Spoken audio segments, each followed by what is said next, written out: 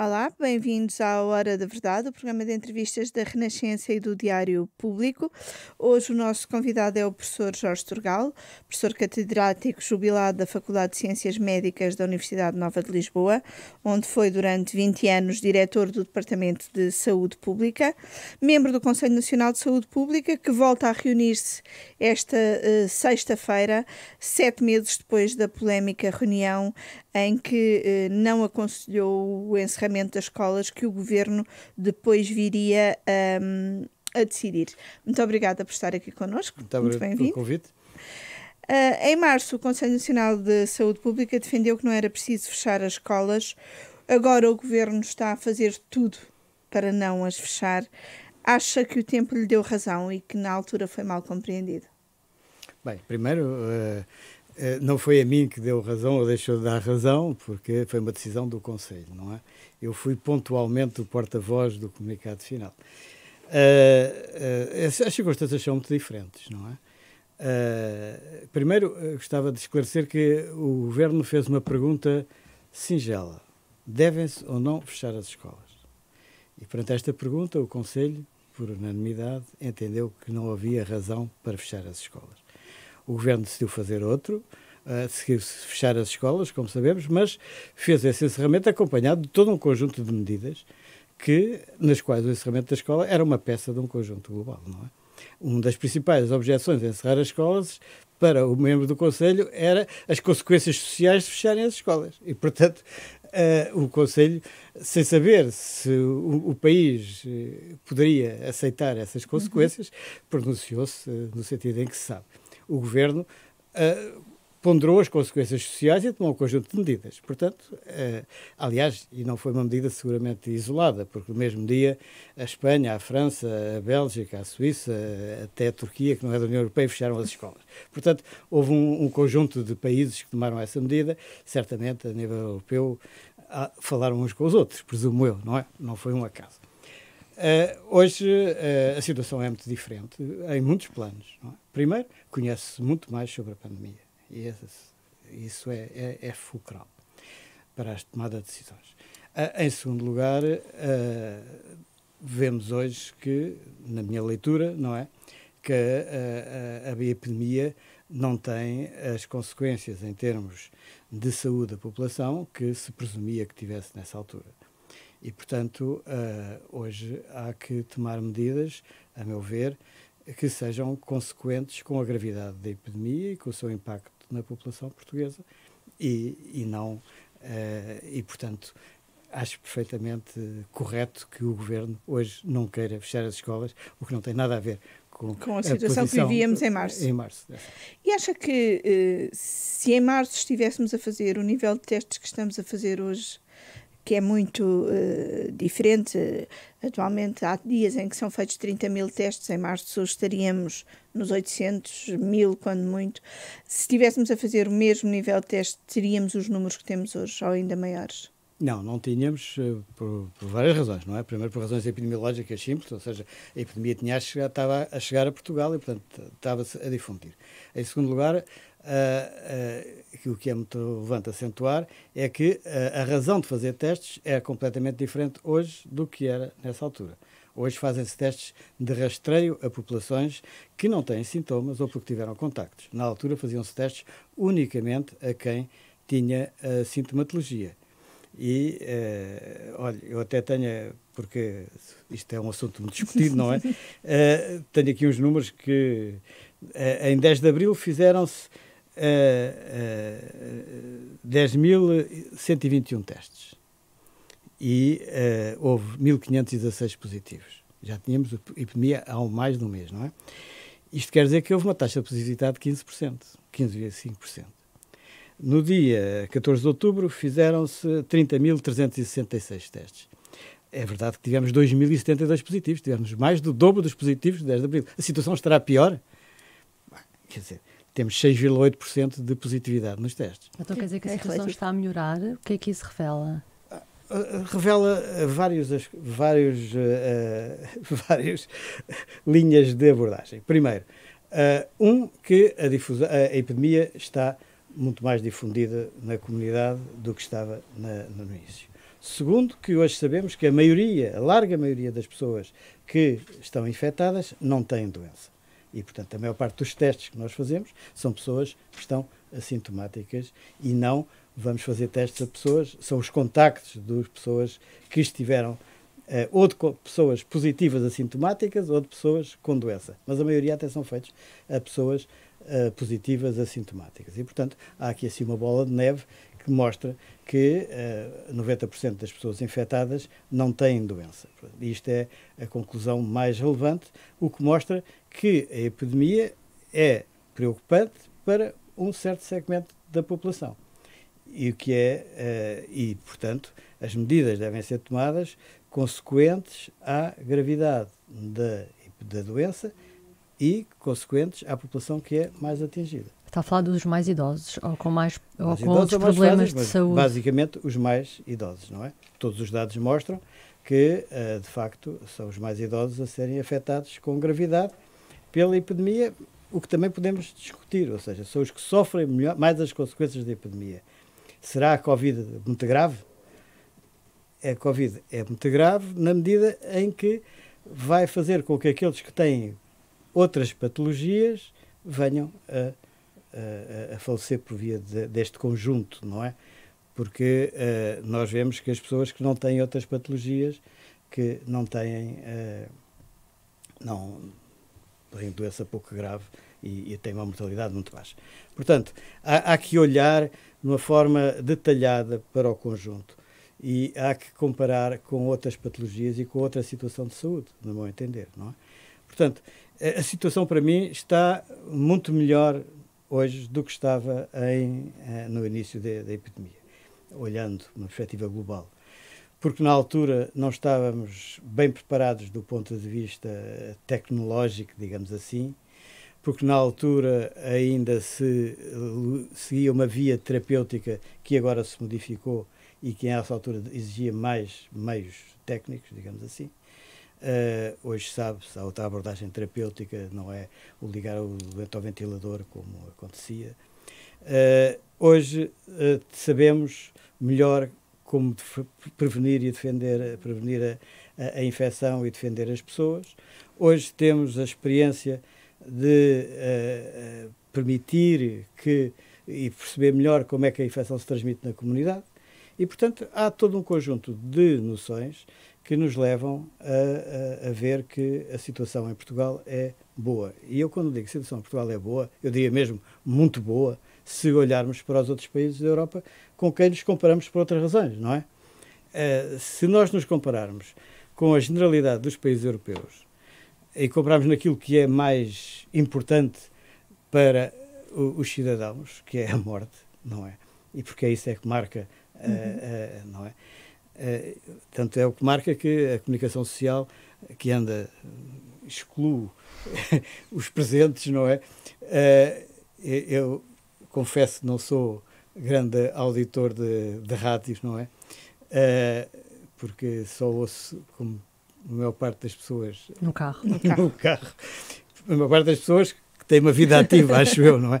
Embora haja quem tenha sempre o rádio ligado. Mas, bom, mas pronto, olhando para a comunicação social, a questão da morte tem sido central nas notícias, não é?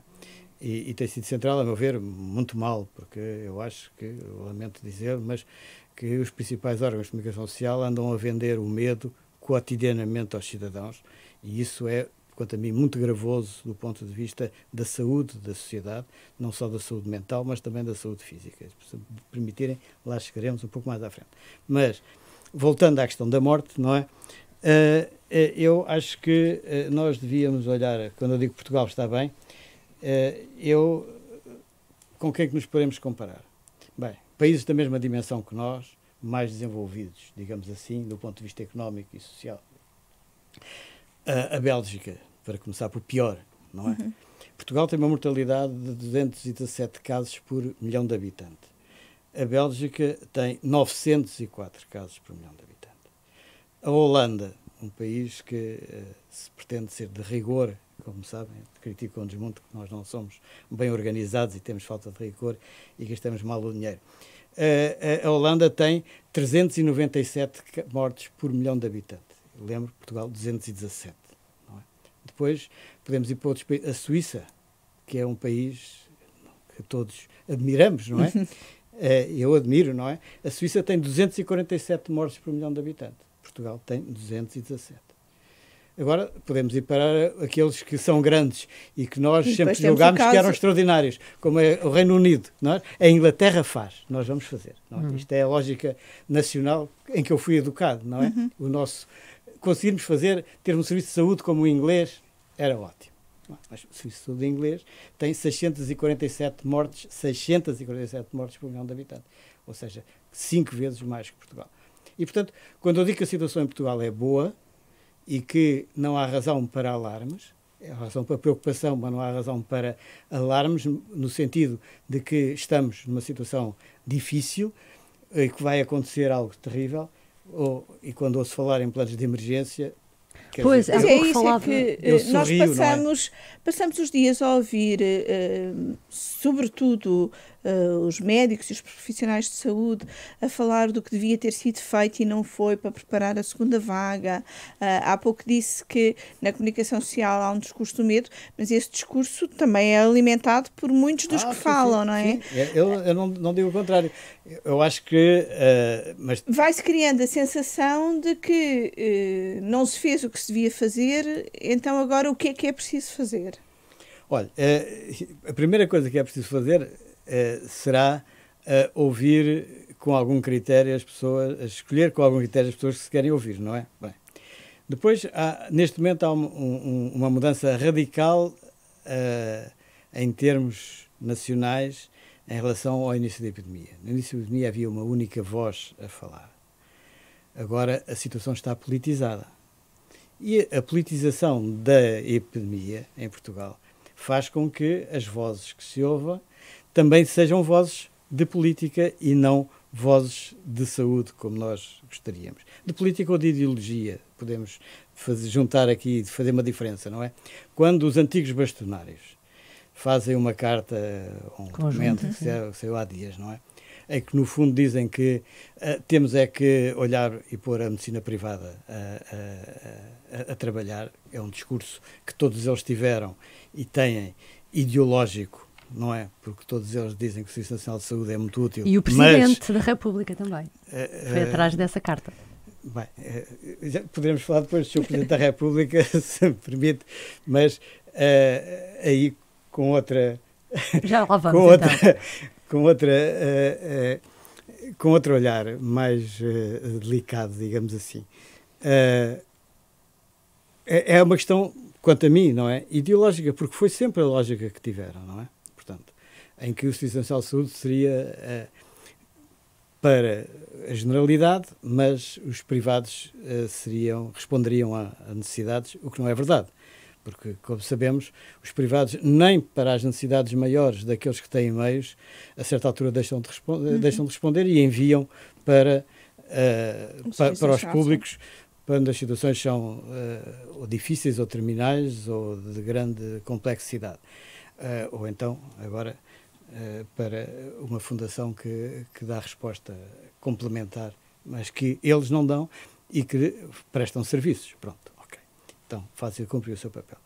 Depois temos a política, não é? E olhando, não é? Hoje temos um colega meu no Diário Notícias que faz política pelo partido dele, não é? O que é natural, que se chama Partido Social Democrata, tem toda a legitimidade de o dizer, como o Sr. Deputado e o meu colega também, Batista Leite, faz, não é? Onde defendem uma lógica, uma abordagem política e, portanto, que diz, o meu colega que fala no Diário Notícias diz que, eu li o título, não é? Mas que falta tudo, não foi feito nada, é uma catástrofe, etc. Okay. É uma visão muito tremendista. Exatamente. Corresponde ou não à realidade?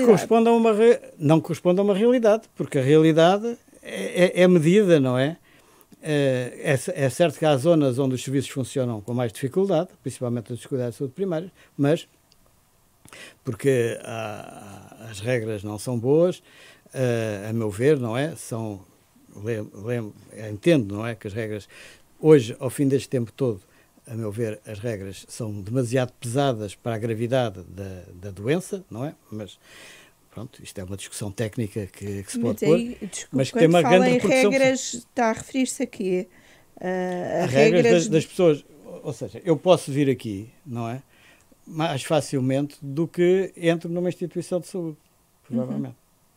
Ora, isto não é aceitável, na minha perspectiva, não é?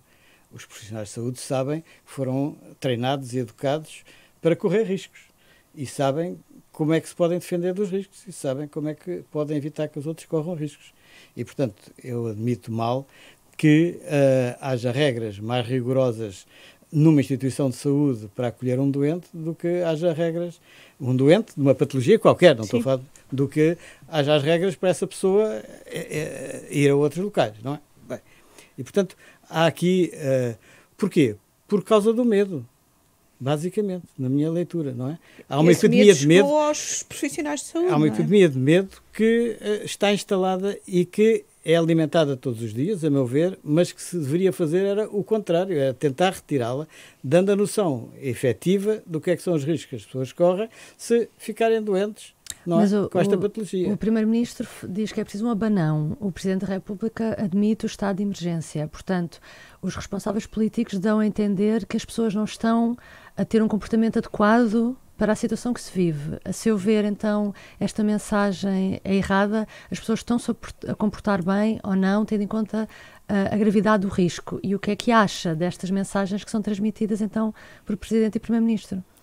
Olha, eu acho que cada um deles cumpre a sua lógica da sua esfera, não é? Eu acho que o Sr. Primeiro-Ministro e o Sr.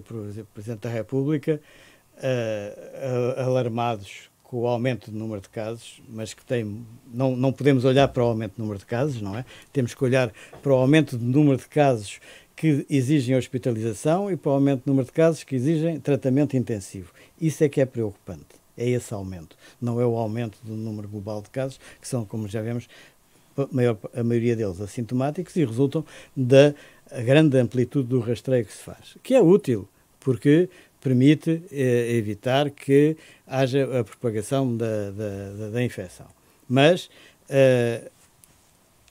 alarmados talvez por isso, no meu entender, o Sr. Primeiro-Ministro disse que era preciso chamar a atenção das pessoas, porque, de facto, em certos grupos e em certas circunstâncias, como nós sabemos, nós somos todos muito capazes de cumprir regras e vimos que as cumprimos, mas também a nossa tendência natural para não cumprir regras vem ao de cima com alguma facilidade. E quanto mais tempo as cumprimos, mais tendência teremos para deixar de cumprir. Bem, mas eu quero, já agora, permita-me aqui assim um parênteses, não é? Olhamos para os nossos vizinhos espanhóis, nunca as cumpriram. Olhamos para os italianos, nunca as cumpriram. E aquilo que são medidas de emergência na Inglaterra, que é fechar os bares, não é? Os nossos nunca abriram, exatamente. não é? A briga em Madrid, porque estão a fechar os bares às 11 da noite, os nossos nunca abriram, não é? E, portanto, ou seja, as nossas regras, que foram impostas em tempo e que têm perdurado, têm mostrado uma eficácia de tal modo que agora os outros querem, que estão de facto numa segunda vaga, não é?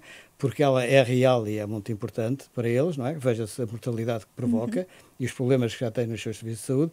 Eles estão a tentar implementar as regras que nós pusemos em prática.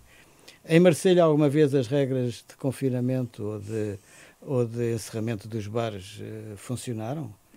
Quer dizer, é preciso ver que nós cumprimos. Portanto, o Sr. Primeiro-Ministro veio dizer que temos que voltar a ter atenção. Para mim, foi o significado do abanão, não é? O Sr. Presidente da República, não sei o que é que quer dizer com a emergência, não é? Porque, de facto, não estamos em nenhuma emergência nacional, porque os serviços de saúde estão a responder tranquilamente, não é? Como todos os anos têm, de facto, um grande peso no fim do ano, não é? Com a gripe, etc, etc. A gripe ainda não chegou, está tudo com receio, ok? Mas estamos habituados às notícias da comunicação social de 12 horas, 14 horas, 16 horas, esperas em urgências, etc., sem Covid, não é? E, portanto, é evidente que se tivermos o Covid junto, as situações podem piorar. Mas também há novas maneiras e há novas tecnologias que podem ajudar a resolver esses problemas.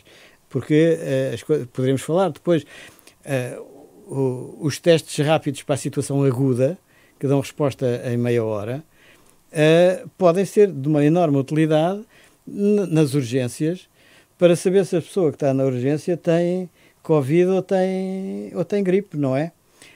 Se bem que isso possa ter pouca influência na sequência da terapêutica, mas pode ter muita influência no direcionar na triagem.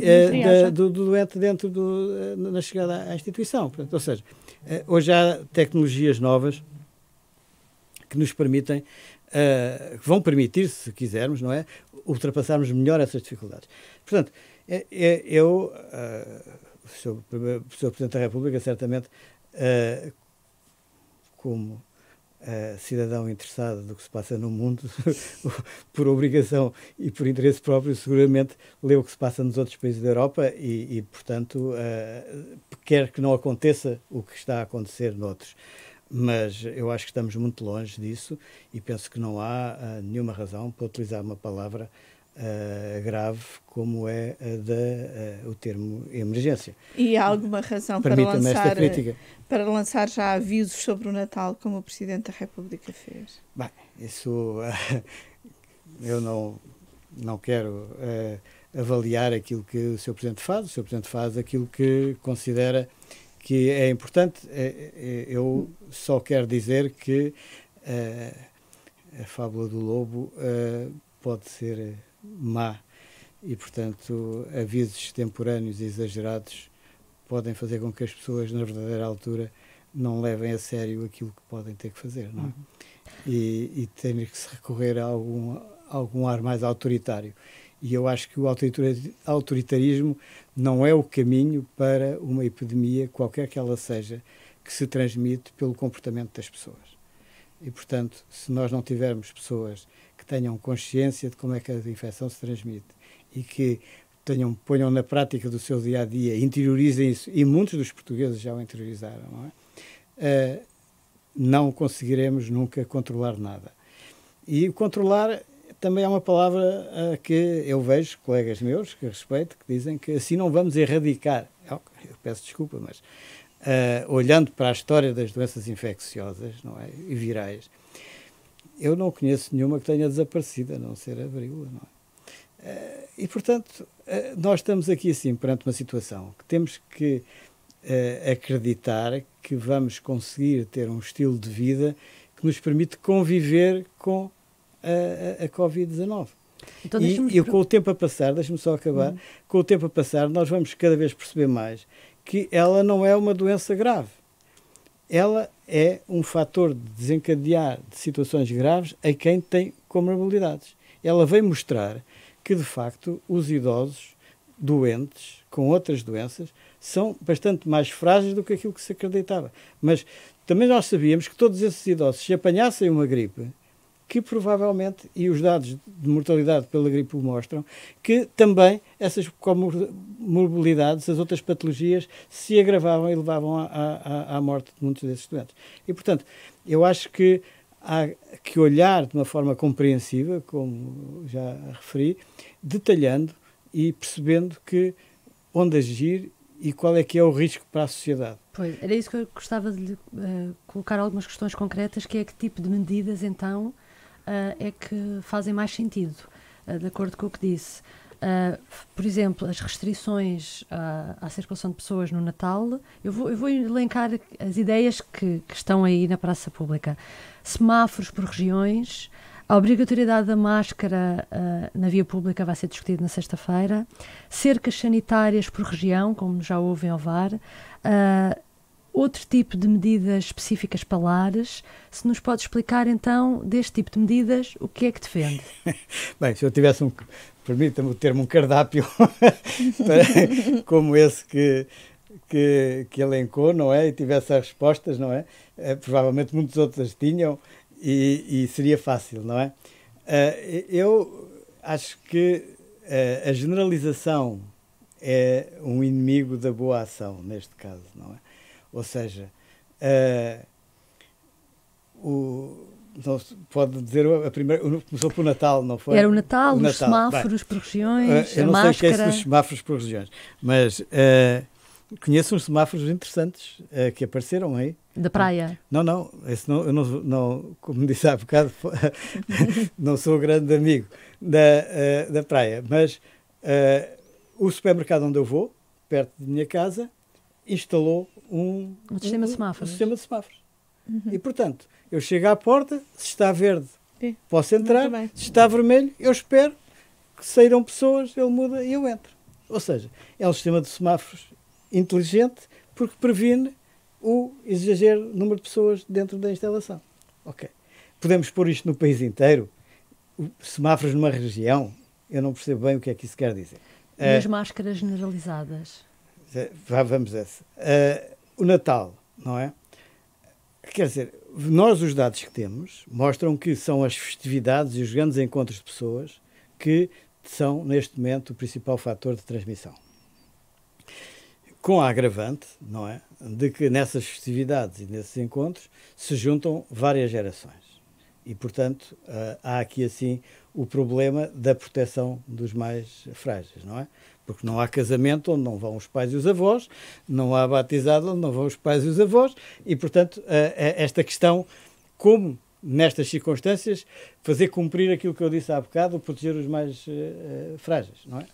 Há maneiras de o fazer e as pessoas já o sabem, não é? As mesas separadas, a distância e, portanto, não mais 30 pessoas ou 50 pessoas, não sei onde é que estamos agora.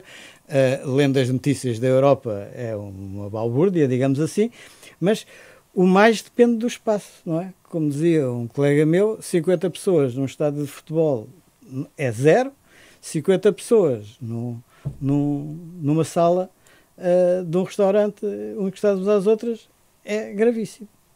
Ok?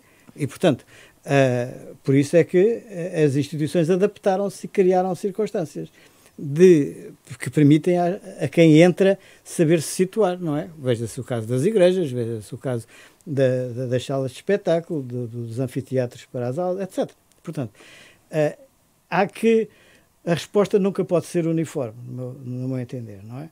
E, portanto, se eu tenho 70 anos, 72 anos, que me considero saudável, não é? Não conheço que tenha nenhuma doença que me obrigue a tomar qualquer medicação, eu não tenho problema em estar com os mais novos, não é? Agora, se eu tiver uma hipertensão difícil de controlar, se eu tiver uma patologia oncológica que está em tratamento, se eu tiver uma doença grave, não é? Eu acho que eu não devo ir festejar o Natal com os meus netos e com os meus filhos, não é? Ok? Falo ao telefone, digo adeus, encontro, mas pelo menos não estou... O encontro pontual não é grave, como sabemos, a transmissão a 1,5 metro de distância, um quarto de hora, tudo isso é aceitável, mas eu não vou estar uma noite inteira a festejar. E, portanto, a lógica de fecha o Natal ou abre o Natal, para mim, penso que será muito traumatizante para muita gente. E, portanto, não deve ser tomada, no meu entender, assim. O que me perguntou a seguir foi... As máscaras. As máscaras. As máscaras é mais ou menos aí é mais difícil, digamos assim. Bem, eu aceito e defendo, e é claro para mim que o uso da máscara é uma medida de prevenção da transmissão e de prevenção do próprio quanto a possíveis transmissores. E, portanto, isso é claro. Se no sítio onde há mais razão para não usar máscara, que é nos espaços abertos, vamos impor a máscara, eu penso que não há razão para o fazer. A Madeira impôs a máscara, eu fui interrogado por colegas vossos sobre isso e na altura disse que eu compreendo que a Madeira ponha a máscara por razões estritas de política ou de marketing turístico, para dar a ideia de que é uma região segura onde toda a gente até anda de máscara. E, portanto, os turistas podiam vir que anda tudo de máscara aqui e não se contagiam. Ok. Mas eu desconheço a situação na Madeira, não sei se eles vivem muito em cima dos outros ou não, mas eu no dia-a-dia, para chegar aqui assim, eu venho sem máscara, seguramente. Se eu ando no Chiado, que está cheio de gente, em Lisboa, ou se ando numa rua que está muita gente, ou se eu vou a uma feira, ou se eu vou a um local onde há um aglomerado de pessoas, eu a máscara uso-a permanentemente. Então, é tudo uma questão de bom senso. É primeiro de conhecimento e depois de bom senso, não é? E pronto, quer dizer, mas as pessoas também já perceberam, vão ao supermercado. Eu penso que não é preciso dizer para pôr a máscara, não é? Porque já toda a gente põe. Até porque se não põem, alguém diz, o senhor está sem máscara. Portanto, ou seja, passou a haver um código de boas maneiras sociais que passa por as pessoas aprenderem como é que se podem defender e podem proteger os outros. Não é? E em relação aos mais idosos, que realmente são o grupo de população Os mais idosos, mais frágil, acho que devem usar, mas os mais frágeis como devem é que vê usar a situação sempre nos máscara. lares e acha que aí deve ser feita alguma coisa que nós estamos a fazer? Os lares é também uma palavra muito larga, não é? Ou seja, olhando para os números dos lares, continuando a chamar lares como eu aprendi a chamar e não estruturas residenciais para idosos, que é um nome muito comprido.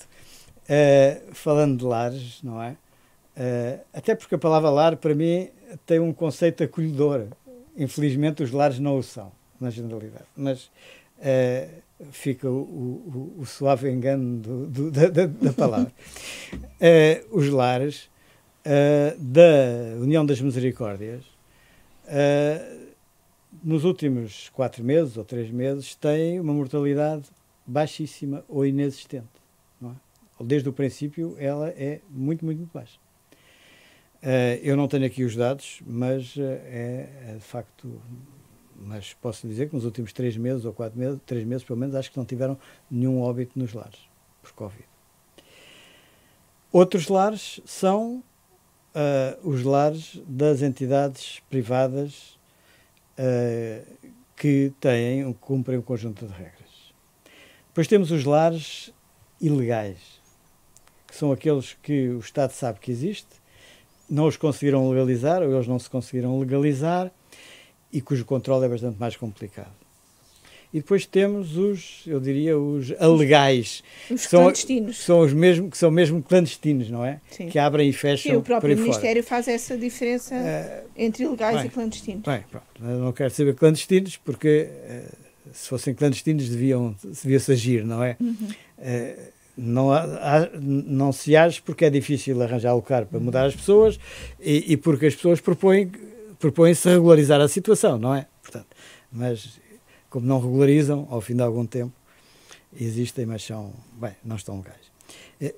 Ora, as circunstâncias em que as pessoas vivem nesses lares são muito distintas umas das outras, não é?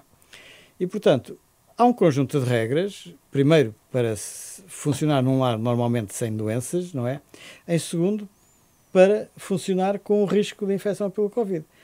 O cumprimento dessas regras mostra que é possível prevenir a infecção nas pessoas, embora seja difícil. É difícil porque cada vez temos mais casos de infecção assintomática e, portanto, o cuidado com os trabalhadores desses lares tem que ser redobrado ou de ser muito atento. Não podemos estar à espera que o Sr. Primeiro-Ministro diga que é um abanão. Tem que haver regularmente testes aos funcionários, o que não é fácil, nem tem muita lógica, de uma certa medida, não é? Ou fazíamos testes de 15 em 15 dias e tínhamos equipas em espelho, ou fazer testes de mês a mês, quer dizer, será melhor que nada, mas quantas pessoas positivas é que vamos encontrar?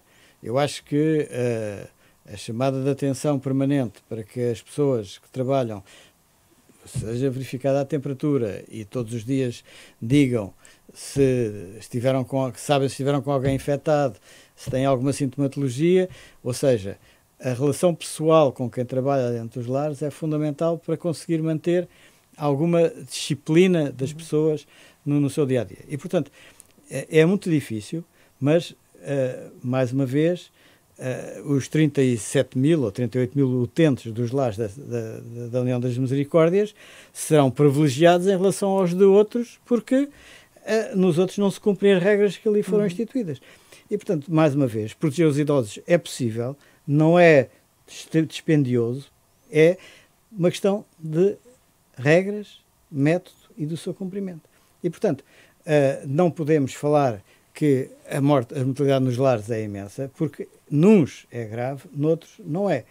E por outro lado, voltando àquilo que disse há pouco, a mortalidade não é por Covid, é porque as pessoas que estão lá são pessoas com idades muito avançadas e com muitas outras patologias, em que qualquer pequeno desequilíbrio da sua situação de saúde pode provocar a morte, não é? Nós vemos que onde houve situações muito faladas, como reguengos, etc., não é? A mortalidade foi elevada muito por circunstâncias locais que tinham a ver com o pessoal, não é? Ou seja, nós vimos imagens das pessoas, o que é que fazemos? A perguntarem à janela num lar, não sei aonde, o que é que fazemos? As pessoas sem saberem o que haviam de fazer. Mas não havia planos, não sabiam. As pessoas, o plano é uma coisa, mas uma coisa é o plano, outra coisa é pôr as pessoas que trabalham nos lares. É bom dizer que 80% ou 90% do pessoal dos lares é pessoal que recebe o ordenado mínimo e que tem uma formação muito básica, não é? E pessoas muito dedicadas, mas que, face a circunstâncias que exigem um nível de resposta, ou são bem acompanhadas, e como são bem acompanhadas os resultados são bons, ou quando não há quem as acompanhe, os resultados são maus, não é? E, portanto, eu acho que devemos perceber o que é que acontece em cada um dos locais e perceber que, mais uma vez, as situações de doença grave, como uma epidemia destas, mostram a fragilidade do nosso tecido social e revelaram claramente a fragilidade dos mais idosos para a sua condição de saúde e porque muitos deles estão em situações também deficientes de vida, não é? Porque a maior parte dos lares sabemos que não são instituições ricas, em que as condições de vida não são aquelas que deveriam ser. E, por outro lado, vem mostrar que nas periferias das cidades a epidemia se difunde, como é natural. Se vivem 4 pessoas por assoalhada, não é? Não vamos esperar que haja isolamento, fica isolado em casa. Está bem, fica em casa, o isolamento, a consequência é a contrária, não é? Ou seja, infectou os outros 7 que vivem nas 2 assoalhadas com ele. Não é? E vemos, o país que mais mortes tem é o Peru, foi o país que mais isolou. Porquê? Porque pôs as pessoas todas em casa, mas as pessoas não tinham frigorífico, tinham que ir ao supermercado todos os dias. Ao supermercado, não, às feiras de rua, não é? O Estado resolveu dar um subsídio às pessoas só 13% é que tinham conta bancária, as filas à porta dos bancos para buscar o dinheiro eram quilométricas. O serviço de saúde é da maior fragilidade, as pessoas foram para casa, infectaram-se todas umas às outras, taxa de infecção elevadíssima, taxa de mortalidade elevadíssima, porque não há resposta. O país Portanto, fez uma boa medida, o confinamento, que provocou nos sítios a resolução do problema, veja-se a China, outros, ou a Nova Zelândia, outros agravou. Outros causou a catástrofe. E como portanto, é que não podemos generalizar. E como é que vê o caso da Suécia, que foi um país que não confinou propriamente, mas que depois teve mortes elevadas, sobretudo entre os idosos, não é? A Suécia tem 247, a Suécia tem muitos, tem 585 mortes por 1 milhão de habitantes, ou seja, quase 3 vezes Portugal. Mas na Suécia, e aqui ligando mas podemos generalizar, questão... podemos comparar Portugal com a Suécia? Podemos, sim. Eu acho que não. Não? Quer dizer, comparar acentuando as diferenças, não é? Ou seja, primeiro, a maior parte dos casos de mortes na Suécia são também nos lares. A lógica sueca, em que as famílias se desligam, não é? Os filhos não ligam mais. Aliás, o público trouxe uma excelente entrevista até com uma enfermeira sueca em que explicava bem aquela lógica de dissociação das famílias, não é? Os filhos não se interessam nada pelos pais, acabou-se. E os pais também não, e vice-versa, não é? Pois a lógica de que, estando no lar, se vem a doença, se não quer ir para o hospital vai, se não quer não vai. Não é? Foi deixar morrer. Não foi deixar, porque é o próprio que não quer ir, não é? Ou seja, pelo aquilo que eu percebo, daquilo que leio, não é? Portanto, a situação, isto é impossível de pensar em Portugal, não é? A nossa lógica humanista e cristã não tem nada a ver com esta lógica protestante e tão de família tão solta como é a deles, não é? E, portanto, eu acho que, quando eu digo que não se pode comparar, não se pode comparar nestes casos. Do ponto de vista da epidemiologia e da doença, eu acho que todos têm vantagens e todos têm desvantagens e estamos todos à espera para ver, não é? Porque isto não há... nem se pode voltar para trás, nem se sabe como é que é o fim do filme. Mas eu acho que estou de acordo com os meus colegas escandinavos que dizem que no fim a situação vai ser semelhante em países que são comparáveis em condições de saúde, em nível de vida económico. O que eu acho que é uma versão otimista da parte dos suecos. Ou seja, entre a Suíça e a Suécia é capaz de ser possível comparar. Entre a Inglaterra, o Reino Unido e a Suécia, eu penso que não vai ser possível comparar, porque a diferenciação social na classe inglesa é muito grande quando comparada com a diferenciação social na Suécia e nós estamos aqui assim numa situação de epidemia que criou aquilo que... Uma epidemia, utilizando uma palavra nova, não é? Uma epidemia sindómica, que é um termo novo, que aliás saiu ontem, anteontem, num artigo da Lancet sobre a epidemia.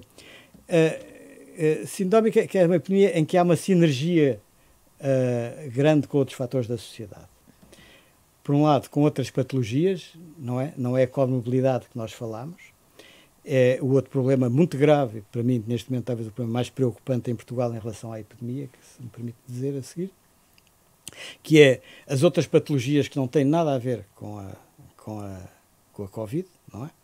E que não estão a ter a resposta de saúde que deviam ter. Os não-Covid estão a ficar para trás. Estão a ficar muito, muito para trás, não é? E os reflexos na mortalidade estão a aparecer, não é? Esse é um problema. Portanto, uma epidemia que vai ter um reflexo noutra área da saúde, embora não tenha uma relação direta, não é? Portanto, há aqui uma sinergia. E uma epidemia que, por outro lado, vai ter outra sinergia, que é mostrar a fragilidade social, porque, de facto, estas duas, com esta sinergia, vai ter um reflexo grande naqueles que são os mais frágeis da sociedade. Ou seja, quem deixou de ir ao médico, quem deixou de se cuidar, quem deixou de participar nos estudos clínicos, até com tratamentos de última geração para life-saving, evitar a morte de neoplasias, e que foram dizer: eu não quero continuar a fazer o tratamento porque tenho medo de ir ao hospital. Não é? Este efeito sinérgico que a Covid provoca está a ter um reflexo muito, muito grave. E aí há dois fatores. Há um lado da capacidade do sistema de saúde para tratar todos ao mesmo tempo, mas há o fator medo. O que é que acha que está a ser mais determinante? Eu acho que o fator medo incide nos dois, como há bocado acentuou muito bem. O medo dos profissionais de saúde também, não é? Ou seja, o medo aliás, eu encontro mais medo nos profissionais de saúde, muitas vezes, do que nos não-cidadãos. Porquê? Porque o profissional de saúde raciocina numa lógica da doença com que convive. E, portanto, ele sabe sempre que se eu tiver uma pneumonia, eu posso me curar. Mas há X que não curam. E há Y que ficam com sequelas. E há ainda não sei quanto que não sei. E há o outro que vem a morrer. Ou seja, o profissional de saúde olha para a cadeia do mal com um olhar fundamentado e crítico. O cidadão tem um medo generalizado. Por isso é que às vezes vamos encontrar o profissional de saúde com mais necessidade de algumas proteções, se bem que seja um facto que ele contacta, tem um maior risco cotidiano, não é? Mas pronto, de qualquer forma, ele também foi treinado para isso e sabia que o ia encontrar na sua vida profissional, não é? Mas pronto, vamos encontrar mais medo em certos grupos profissionais de saúde do que em certa população geral. Mas, dizia eu, esta epidemia sindémica, é uma palavra de um senhor, Merle Singer, dos anos 90, que até escreveu um livro sobre isto na altura, esta lógica de que há uma sinergia, está agora bem posta no terreno. Ou seja, temos mortalidade acrescida, que é seguramente por causas que não têm nada a ver com o Covid, mas que têm a ver com o receio das pessoas de se tratar e, simultaneamente, dos serviços providenciarem os tratamentos que adiaram por via da epidemia. E, por outro lado, isto vai ter um reflexo nos mais frágeis da sociedade, não é? Porque os que têm mais meios, esses sim vão primeiro, mais meios significa em geral mais conhecimento, o medo combate-se com o conhecimento e, portanto, o extrato da sociedade que tem mais qualificações e que tem mais meios não deixa de se tratar e continua a ir, neste caso, à medicina privada, que responde, que está numa esfera não Covid, basicamente, e que responde a estas necessidades. Mas eu acho que temos um problema muito grave com a mortalidade por não Covid. E o que é preciso fazer? Olha, eu podia fazer aqui uma crítica ao Ministério da Saúde, não é? E eu sou amigo pessoal das pessoas que estão à frente do Ministério da Saúde. Há dias dei uma entrevista ao Observador e disse que não falava com elas e puseram isto como título, não é? Que eu não falava com a Ministra. Eu não falo com a Ministra porque não me dirijo à Ministra para lhe dizer, olha, eu acho que, não é? É ao contrário, não é? Se ela entender que eu devo dizer alguma coisa, contacta comigo. Tenho as melhores relações pessoais. Mas eu acho que a crítica resulta também das circunstâncias políticas, ou seja, o Ministério teria que ter uma coragem forte para fazer um plano outono e inverno, não é? Como eu ontem li, assim por alto, o que disse o Dr. José Miguel Júdice, fez uma coisa dizendo que os generais deviam ser substituídos. Basicamente. Eu não leio nem ouço, não é? A maneira que não leio nem ouço o que digo, não costumo ver na televisão e calhou-me à frente. Aliás, é um conjunto de pontos que ele enumera, qual deles o pior, tentando fazer uma lógica que me pareceu que não consiste com aquilo que é a realidade em que vivemos e que é a realidade dos serviços e que é a realidade política. Mas era preciso... é preciso coragem forte para fazer um plano outono-inverno... Que não fosse centrado na Covid, porque a pressão social, a pressão da comunicação social, ou seja, o meu medo como cidadão, como alguém da saúde pública, é que a pressão das redes sociais e da comunicação social continua a obrigar o governo, porque, como sabemos, os governos fazem aquilo que as pressões sociais exigem e as pressões sociais são veiculadas basicamente para a comunicação social. E, portanto, dentro desta lógica, é difícil e é preciso coragem para que o governo consiga mudar a lógica da sua atuação, pondo um foco progressivo mais forte naquilo que é a patologia colateral à Covid e que evite o agravamento desta epidemia sinérgica, que é a epidemia da morbilidade e mortalidade pelas outras patologias que não são Covid. E, portanto, isto a meu ver, exige coragem política, mas é uma necessidade crescente do dia a dia. E, portanto, mas para fazer isto é preciso que haja, e isto referi o Júdice, porque ele dizia que o plano de outono e inverno devia ter sido feito no verão, em junho, exatamente. Mais cedo. É claro que todos nós gostaríamos de ter as respostas mais cedo, não é? Mas seguramente se fizesse mais cedo, ele seria um outro plano.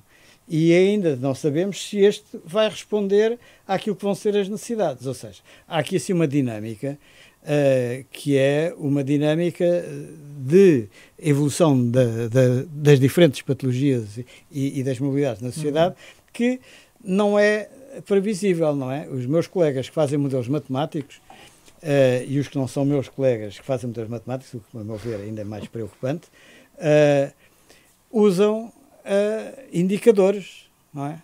Mas eu vejo modelos matemáticos sobre a propagação da doença que vamos ter daqui a 3 meses. Mas eu, quantas pessoas contacto por dia, o cidadão médio português, quantas pessoas contacta por dia, os estratos profissionais, os estratos sociais, quantas contar a cada um.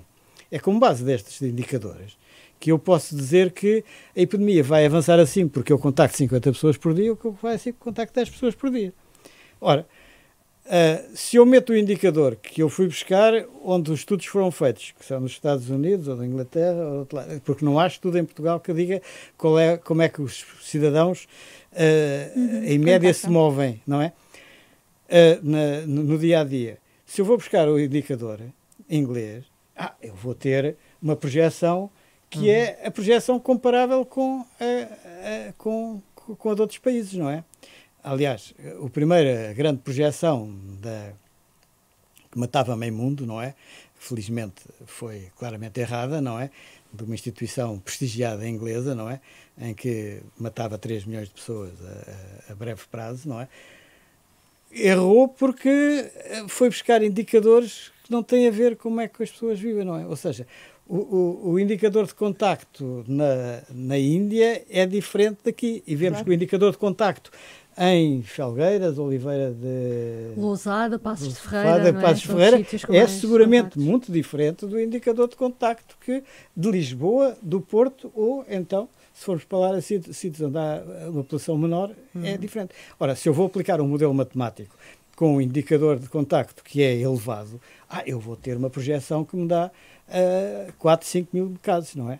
Portanto, se o Sr. Presidente da República lê esta e tem como boa, porque a pessoa que o faz é uma pessoa idónea, é respeitada, mas ele trabalha com os dados que tem, não é? Agora, por isso é que quando eu ensinei sempre na vida aos meus alunos que quando leem um artigo científico, a primeira coisa que têm que ler é o material e métodos. Quais foram as regras do jogo e com quem foi feito o jogo. Quem são as pessoas que são estudadas e qual foi a metodologia do estudo. Para nós podermos saber se o que sai dali é válido ou não é válido. Não é?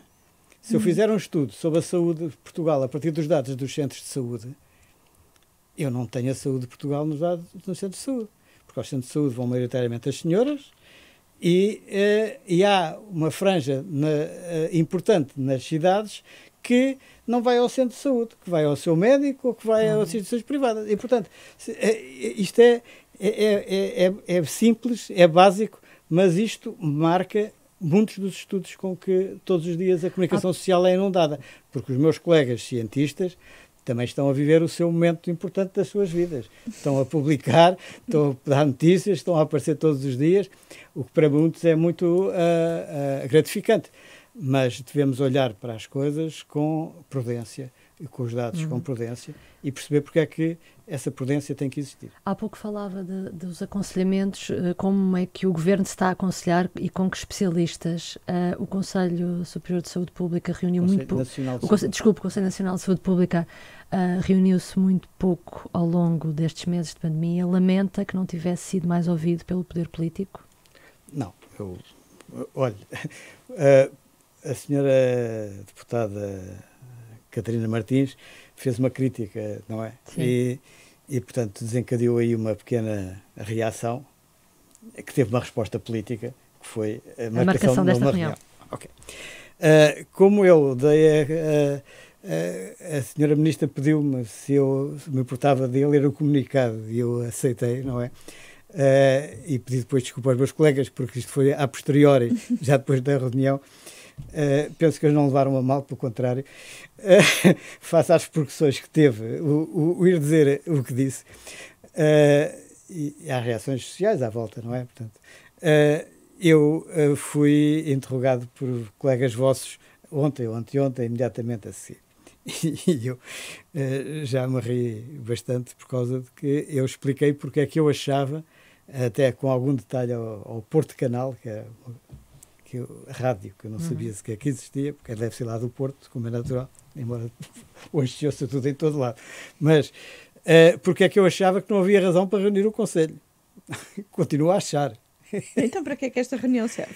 A reunião serve para dar resposta à política, a meu ver, à deputada Catarina Martins. Isso para mim é claro. Agora, eu acho que o Conselho é composto por um conjunto de pessoas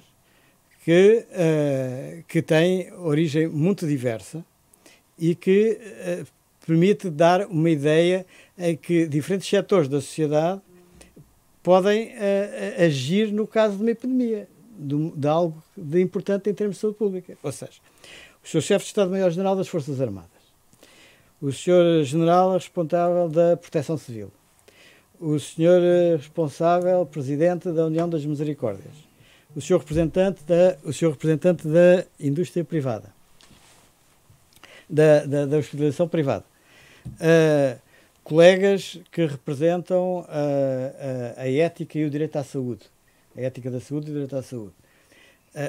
Depois médicos dos hospitais, mas pronto, e depois três anciãos, como eu dizia, houve um dos meus colegas que não gostou, mas que vêm da área da saúde pública, o Francisco Jorge, o Constantino Sá Clarides e eu próprio. Embora houvesse mais uma pessoa de saúde pública na sala, que é o Presidente do Conselho Nacional de Saúde, o professor Henrique de Barros. E, portanto, a Comissão é composta por pessoas tão heterogéneas que, no meu ver, serve para, dar, sobre uma questão nova, qual é que é a visão desses diferentes setores. Segundo, o que é que esses diferentes setores podem contribuir para a resolução do problema. Mas não me parece que sejam estas pessoas que possam definir uma estratégia. Porque a definição da estratégia terá que ser feita por aqueles que são da área, não é? E que proponham uma estratégia depois àqueles que têm que a decidir, que são os políticos, onde vão interagir com outros fatores que não o dos especialistas, não é? Portanto, aquilo não é de forma nenhuma um conselho de especialistas, primeira questão. E, portanto, eu acho que justificava-se reunir o Conselho no início, porque estávamos perante uma situação nova, que meios é que tínhamos, como é que podíamos responder, e cada um disse aquilo que sabia sobre e o que é que dispunha para apoiar. Hoje, eu acho que a estratégia que o Governo seguiu é correta e, como já disse há bocado, muito boa e com resultados excelentes a nível europeu. E, portanto, não sendo nós nórdicos. E, portanto, eu, sinceramente, acho que não havia razão para o Conselho reunir outra vez. Ora, eu disse isto de manhã e à tarde a Sra. Ministra, respondendo à pressão política, entendeu reunir o Conselho.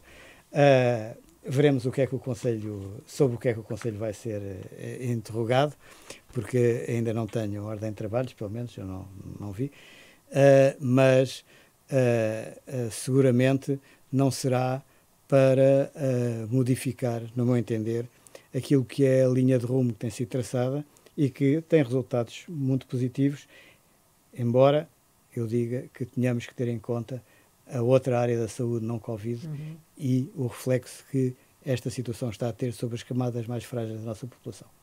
Muito obrigada, professor Jorge Turgal. Foi um gosto conversar consigo. Nós voltamos para a semana com outro convidado. Eu é que agradeço e foi um prazer. Foi Obrigada. meu. Muito obrigado.